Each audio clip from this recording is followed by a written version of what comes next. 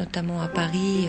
Donc j'ai fait un peu l'aller-retour Belgique, mais j'avoue que cette fois-ci, c'était pas seulement professionnel, c'était aussi famille, parce que je loge chez ma sœur ici et son mari. Voilà, ils ont une petite que j'adore et que j'étais inquiète de rencontrer en fait. Il y a un prénom qui est très proche de la danse. Oui, elle a 3 prénoms. Elle a Juliette, Aurélia, Elisabeth. Et pour raccourcir, je l'appelle Joréliette. Vous êtes quelqu'un qui souriait? Parfois je souris, parfois je rigole de tout mon cœur, hein, mais parfois j'ai un regard assez dur. Avec les danseurs et les danseuses? Oui, et avec les collègues de boulot, quand c'est professionnel, parfois je mords dedans. Mais oui, j'ai un regard qui glace un peu. L'autre, j'essaie de contrôler ça parce que ça fait pas très gai, quoi. Alors on a commencé avec une œuvre de Jean-Sébastien Bach, un des grands classiques, un extrait de la Passion selon saint Matthieu. Ça veut dire qu'il n'y a pas que la musique contemporaine pour vous? En fait, moi, je peux dire que je suis pas trop musique. J'ai pas une culture musicale comme il faut pour une chorégraphe. Mais j'ai découvert des mondes musicaux à travers les expériences chorégraphiques, à travers les spectacles, en faisant des recherches, en travaillant avec des compositeurs. Et ça, c'est une partie que j'ai jamais arrivé à réaliser comme spectacle. C'est un metteur en scène qui m'a proposé un jour de faire un spectacle sur ça. Ça s'appelait Matinée de porcelain et c'était sur cette musique. De Jean-Sébastien Bach. Oui. Et le metteur en scène, en fait, c'est un grand ami. C'est une des grandes rencontres. Vous savez, on a quelques rencontres dans nos vies. Je le pense, en tout cas. Et lui, il est une sorte de amour professionnel, quoi. Il y a une sorte de relation très spéciale. Il est metteur en scène, comme je disais, mais il a le courage toujours de faire des trucs un peu autres, un peu différentes, qu'on connaît pas, plutôt. Et il fait les expériences, et moi je suis son corps, si vous voulez. Le corps qui lui satisfait les imaginations et tout l'imaginaire, en fait. Donc on n'a pas arrivé à mettre en place ce spectacle, et ça reste toujours derrière nous, comme ça. C'est pour ça que j'ai choisi ça comme musique.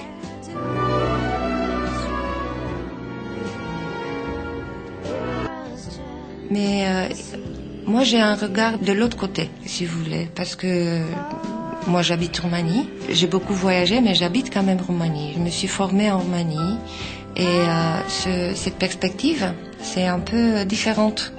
Là où on a notamment une éducation soviétique, si vous voulez, quand on parle de la danse, parce qu'en fait, l'école de danse a pris le modèle soviétique. Donc, c'est ça, Bolchoï. Et donc je suis cette sorte d'éducation et de formation, mais on a fini le lycée de chorégraphie, comme on l'appelle, juste au moment de rupture, en 89. Voilà. Et là, on a fait la rencontre avec la danse de l'Occident, de l'autre côté. Et notamment, on a fait l'expérience, à 90, on a fait l'expérience de rencontrer Christine Bastin, Brel Jocage, Joseph Nagy, Dominique Bagué. Ils sont venus en Roumanie et c'était très bouleversant, c'était riche, c'était pour la première fois, si vous voulez. Même si on a eu la chance comme génération, on est un peu spécial comme génération, sortant de ce lycée de chorégraphie qui était un peu calé sur classique. On a eu la chance d'avoir des profs qui ont fait Martha Graham, l'école de Martha Graham ou Cunningham, qui ont pu s'échapper, qui étaient les fous de l'école, les profs fous de l'école, qui étaient rejetés du Parti communiste. Vous savez qu'il y avait des... Voilà.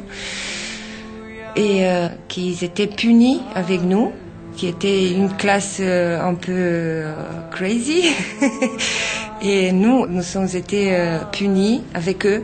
Mais ça a fait en fait que on a fait des spectacles moitié-moitié, pas seulement classiques, mais on a fait de la danse contemporaine et on a appris lire la poésie, on a appris écouter la musique contemporaine, on a appris en fait d'être underground, d'être un peu hors la ligne droite. Tout ça, toute cette expérience crée des filtres qui sont différents, je le pense, sont très différents. Tu apprécies différemment la danse de quelqu'un qui est né ici, qui a une autre perspective. Dernièrement, moi je travaille au Centre national de la danse à Bucarest, qu'on a réussi à installer il y a 3 ans. C'est le premier et le seul centre reconnu par l'État et installé par l'État, le gouvernement. Et on a là un projet de recherche sur l'histoire récente de la danse. Et en fait, on découvre qu'entre les 2 guerres, on avait un grand mouvement de danse expressionniste, de création, des studios partout à Bucarest. Personne ne le connaît. Et ça s'est effacé juste après la Deuxième Guerre. Et ça s'est effacé comme si rien n'était. Mais c'est étrange comme nous, on corporalise et on voit des signes de cette histoire dans ce qu'on fait. Les chorégraphes de Roumanie maintenant, ils portent. Et ça, tu vois, ce sont des signes, des manières de faire. Par exemple, ce que ici c'était normal, là c'était un peu un cachet. J'ai dansé dans des expositions ou dans des soirées jazz underground de vrai. J'ai fait ça toute mon enfance, mais je savais pas enfance, la jeunesse de ma carrière. Mais ce sont des expériences là où c'était riche, où on avait le rencontre. Mais si vous voulez, c'est une répétition des gestes, des manières de faire, de manières de rencontrer les gens, parce que l'esprit est passé quand même à travers nos professeurs.